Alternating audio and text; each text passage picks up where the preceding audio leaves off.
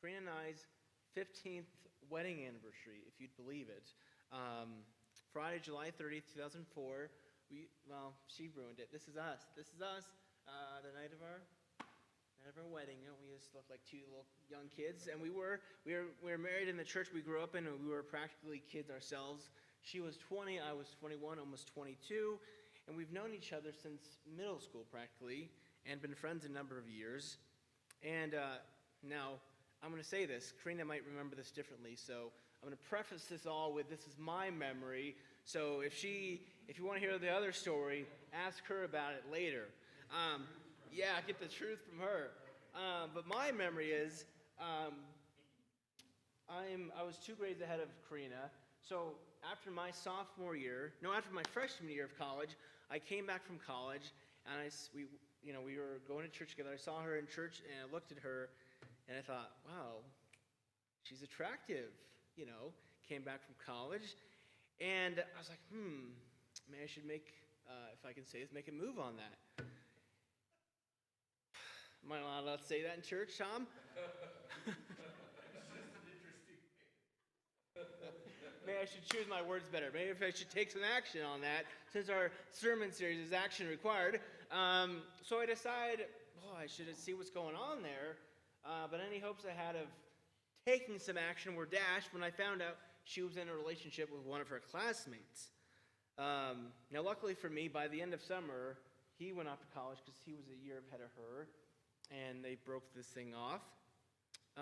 So I saw an open window, you might say.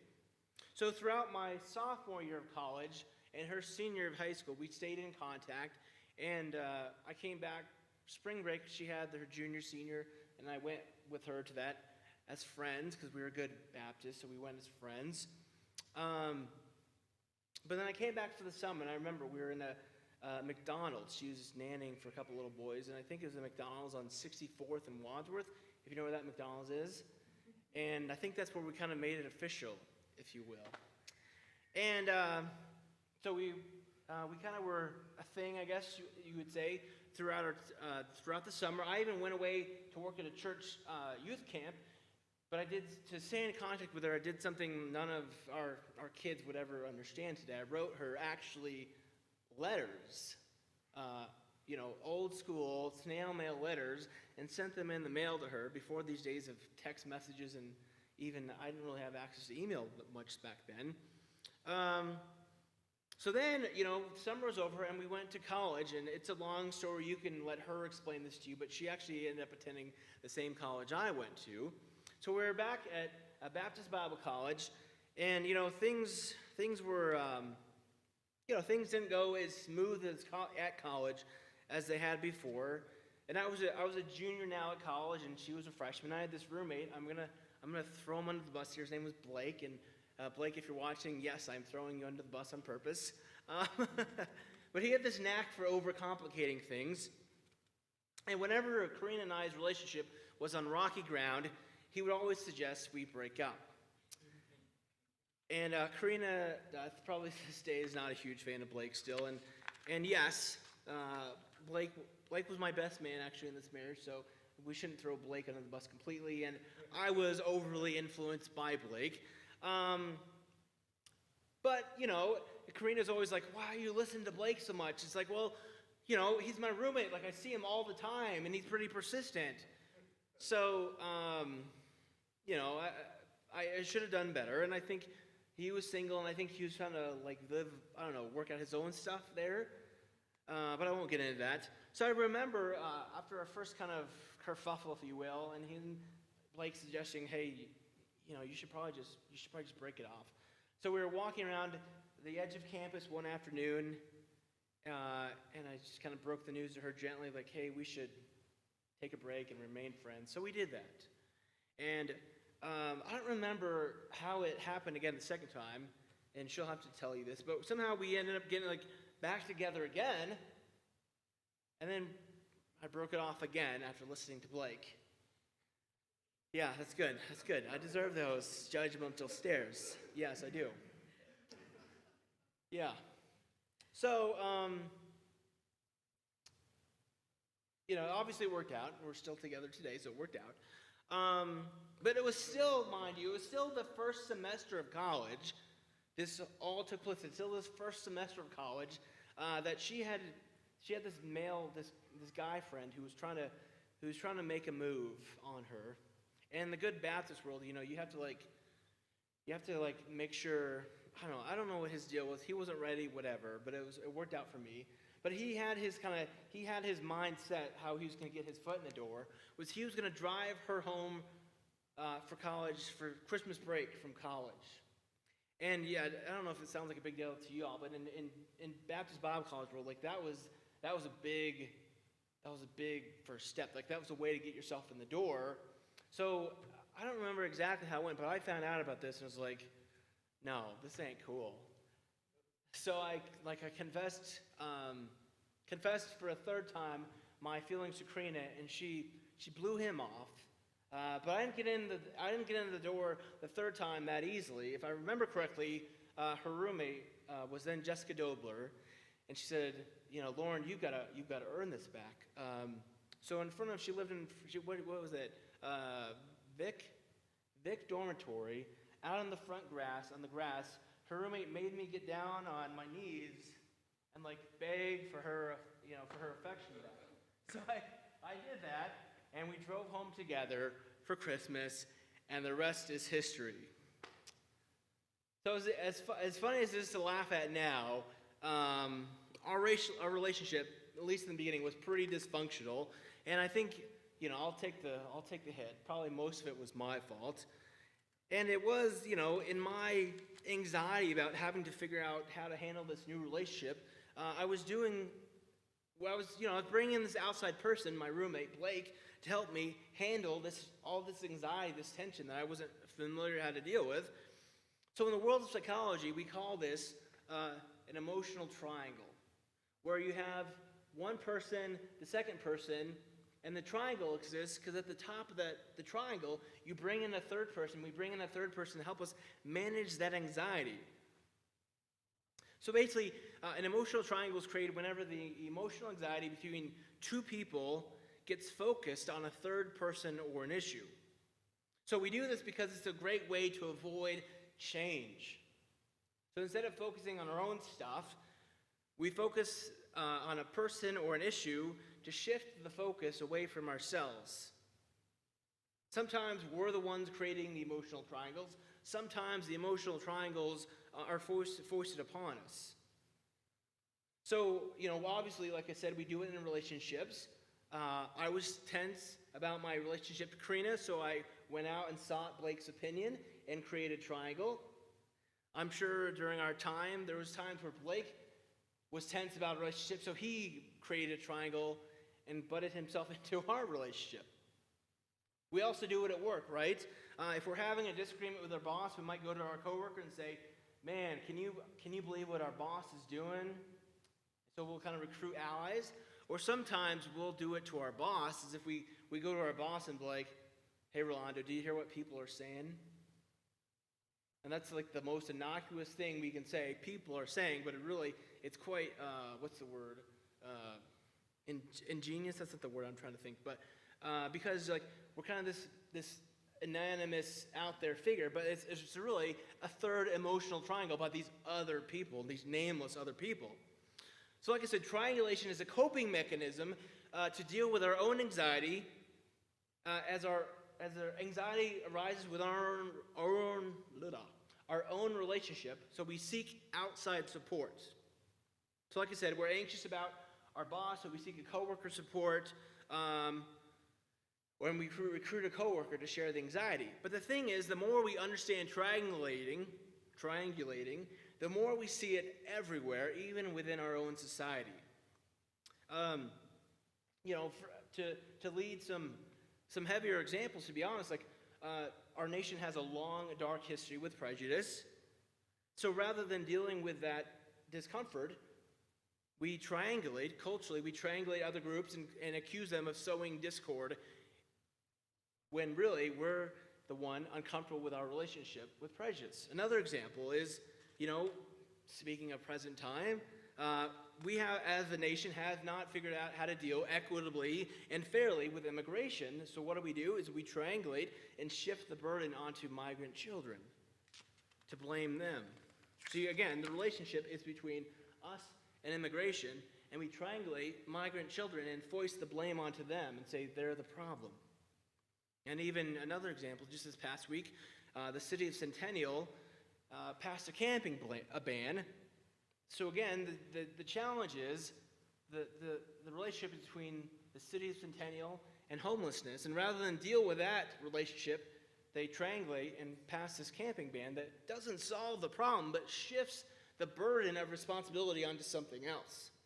So hopefully that makes sense. But this is the thing about triangulating, is so often, rather than dealing with our own anxiety, rather than dealing with our own part in the relationship, we shift the burden, shift the anxiety onto someone else. And often that someone else is a vulnerable a vulnerable third party, someone who doesn't have quite the power or privilege that we do.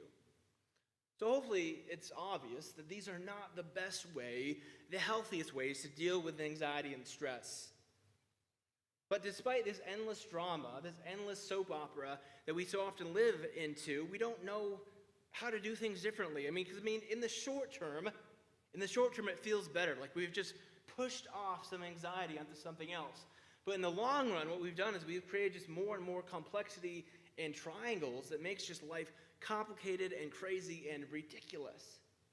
Because even if we think about Karina and I's early relationship, like I had this triangle that I created with Karina and I and Blake, and then she had her roommates and her friends that were getting into triangles, between her and I and her roommate and her friends. So you have these just interlocking triangles that forever seemingly complex and complicate things.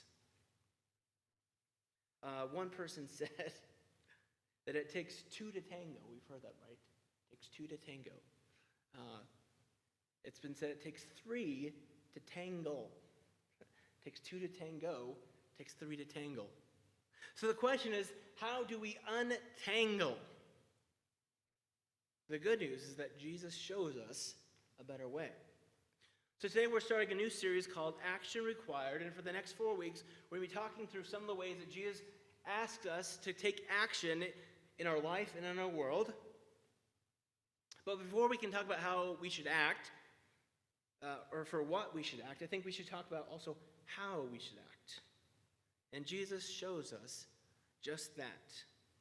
So today we're looking at a somewhat infamous passage from Luke chapter 10, verses 38 through 40. It's the story of Mary and Martha, if you remember that story. And we'll go ahead and read it. I'm going to read it from the Bible here. We'll have it on the screen here for you as well. But if you'd like to, turn to Luke chapter 10, verses 38 through 40. Let me see if I can find it here. I always like reading from the physical copy. So, Luke 10, 38 through 40. Now, as they went on their way, he entered a certain village where a woman named Martha welcomed him into her home. She had a sister named Mary who sat at the Lord's feet and listened to what he was saying. But Martha was distracted by many things, so she came and asked him, "Lord, do you not care that my sisters left me to do all the work by myself? Tell her then to help me." Pay attention to those words. But the Lord answered her, "Martha, Martha." We're just kind of laughing this morning. Brady Bunch, Martha, Martha, Martha.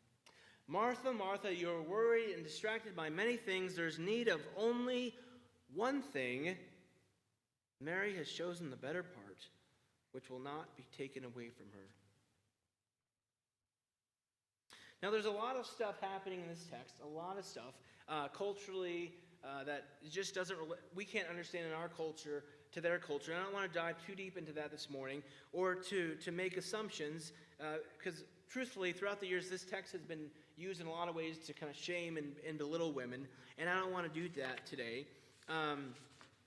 So hopefully I don't do that today. But the basic story is that Jesus came to Martha's house, and her sister Mary sat at Jesus' feet, which according to some interpreters meant that she was a disciple of Jesus. So either way, Martha wasn't happy with being stuck with all the housekeeping and meal prep duties, So she went and complained to Jesus. So Martha was essentially trying to triangulate Jesus. She was anxious about what was happening, and rather than talk to Mary about her concerns, she went to Jesus to try to get Jesus to fix things. I mean, Katrina, maybe you could tell me better than me, but to me, it's classic triangulation. So I want to not throw, Katrina's actually a resident counselor, is what she does for a living. And I want to say real quick, the difference between triangulation and counseling is that a counselor, when you come to a counselor, they don't take the burden and the responsibility. They push it back onto you and say, this is your problem. I'm going to help you fix it. This is your problem to fix. And this is what Jesus does. Jesus does not take the bait from Martha. He doesn't try to fix things for Martha. He tells Martha that she is worried and distracted by many things. I mean, that sounds like anxiety, stress to me. So again, setting aside for right now what actually was the better part, or why Mary's listening in this instance was theoretically regarded as better, setting that aside for now, I want us to see the way that Jesus avoided being triangulated. He didn't take on Mary's anxiety. Instead, he recognizes her anxiety and gives it back to her and gives her the responsibility for her own decisions. Again, this is what counselors do. They say, this is your decision. Take responsibility for it. You do something about it. I'm not going to fix it for you. And that's what Jesus does. He gives it back to her, says, this is your responsibility. Take action. You fix it. I'll help you way to fix it. Now, this isn't the only time throughout the Gospels we see Jesus acting so wisely. Probably we remember the story of the woman caught in adultery, or in fairness to her, allegedly caught in adultery. Remember the Pharisees, I think it was, or the religious leaders, they drag this woman out supposedly and pull her in front of Jesus, and they say, Jesus, this woman was caught in adultery. What should we do? And in that tradition, culturally, they're supposed to stone her, I guess. So again, these religious leaders are trying to triangulate Jesus into a problem that was between them and this woman. And what do we remember what Jesus said? He said, he who is without sin can cast the first stone. Boom. Jesus just got himself out of that triangle. Dropped it right out. Another triangle. The temptation of Jesus, right? This is recorded in Matthew, Mark, and Luke. We know the story. Jesus goes to the desert. He's tempted by Satan. And what does Satan here try to do? Now, this is kind of a different way where Satan is trying to create a triangle. The relationship is between Jesus and God, and Satan tries to form a triangle by saying, hey, are you really following God's way? Are you really doing what God wants you to do? And Jesus, again, just pushes Satan out of that and says, no, not going to be triangulated. This is interesting. It's again and again, what Jesus does is he shows us how to untangle our relationships with one another. By teaching us how to, not take responsibility for others' problems, but also not let people triangulate or try to create triangles in our own lives. But not only does Jesus show us how to untangle our own relationships with one another, Jesus also shows us how to untangle our relationships, or our relationship with God. How to untangle our relationship with God. From the beginning, I believe we were created as humans to be in relationship with God. And we've broken that relationship. That's what historically Christians call sin. At the end of the day, broken relationship. Breaking relationship, not just with God, but also with others. When we hurt a relationship, we're breaking a relationship in some means. I think we can all admit that at times in our lives we've done things that have broken or damaged relationships with God, with our friends, with our loved ones, with one another. But the thing is, historically, in so many different Christian teachings, we've been taught that rather than God just being able to forgive us and reconcile the relationship, we've been taught that Jesus had to be triangulated into the relationship. Jesus had to die for our sins. God had to create a triangle. But I don't believe that's how God works. I believe God is always seeking to heal our brokenness and to restore our relationship. God sent Jesus to show us how we can relate to God. Jesus spent his life on earth showing us how we can connect with God. And even when others tried to triangulate and sever the relationship between Jesus and God at the crucifixion, love won. See, for me, it's not the crucifixion of Jesus that I get excited about. It's the resurrection of Jesus that I get excited about, because the resurrection shows us that nothing, absolutely nothing, can keep us from God. Not sin, not evil, not death, not triangles. Romans chapter 8, verse 39, we probably recognize this verse. It says, nothing can keep us from God's love revealed in Christ Jesus. Absolutely nothing. Nothing can separate us from God's love. See, in Jesus, God invites you, God reveals to you how to live in authentic relationship with God. God simply invites you as you are to come and follow in Jesus' way and experience the wholeness of God. Jesus did not die in order to make God be able to love you. Jesus was willing to die in order to show you how much God loves you. How there's nothing God would not do to bring you back into relationship. You know, maybe you're here this morning and you've been told your whole life that you're a dirty, rotten sinner. I mean, churches don't go out and say that, right? They don't just go out and say, man, you're a terrible person. But they kind of say it, inherently. Maybe for the longest time you've wondered why God would care about you. I mean, heck, I've wondered that. Maybe you wanted to be in deep relationship with God, but feel like God keeps keeping you at arm's length because of your sin, because of your mistakes, because of your problems. But the truth is, God created you for relationship and to be in deep relationship with God. And God sent Jesus to reveal God's love for you, for me, for the whole world, so that we might all be restored to God. Because we were created to live in right relationship with God. And Jesus reveals to us, Jesus shows us how to live in right relationship with God.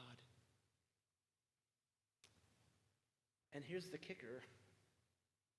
Jesus shows us how to live in right relationship with God, not just so we can live in right relationship with God, so we can also live in right relationship with one another. This is the thing. When we learn to live in right relationship with God, we can learn to live in right relationship with one another.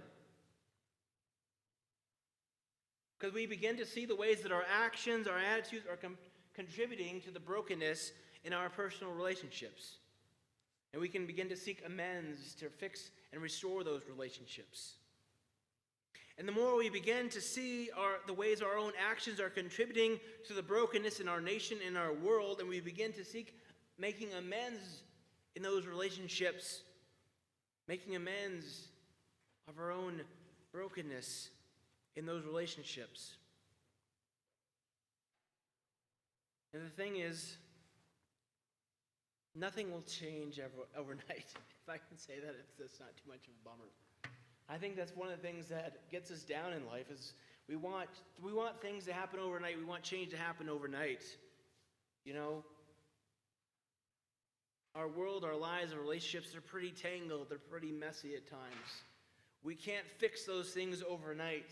We can't untangle all that tangledness immediately. But this is not how God works, though. I'm reminded, perhaps you remember hearing the story, when Jesus, in the Gospels, he compares God's kingdom to a mustard seed. Do you remember a mustard seed? A mustard seed, if I understand correctly, it was like a tiny little seed, and it grew. Some people compared it almost to like a weed. It grew into like this big bush. But the thing about a mustard seed or mustard seed plant is basically impossible to stop. It just grew and grew, and you could never. It's kind of like what's those little flower weeds, the white flower things in my backyard that are just impossible to stop. Like you can't get rid of them. Like this is the thing about God's kingdom, about God's ways. Like it starts little, it starts small, but it begins to spread, it begins to grow, it begins to take root and infest, if I can say it, infest in our lives, in our relationships, in our world. Even though we're just individual people, even though we're just a small church, by modeling God's ways in our lives, in the ways we interact with others, in the way we interact in our world, that seed begins to spread, to take root, to make an impact. So we demonstrate the way to live in right relationship with one another and with God. And we begin to live out within ourselves and within our relationship with God, how God created us to be in right relationship. And again, in following the way of Jesus, we see not just how to live in right relationship with God, but also how to live in right relationship with one another. And that changes. That can change everything.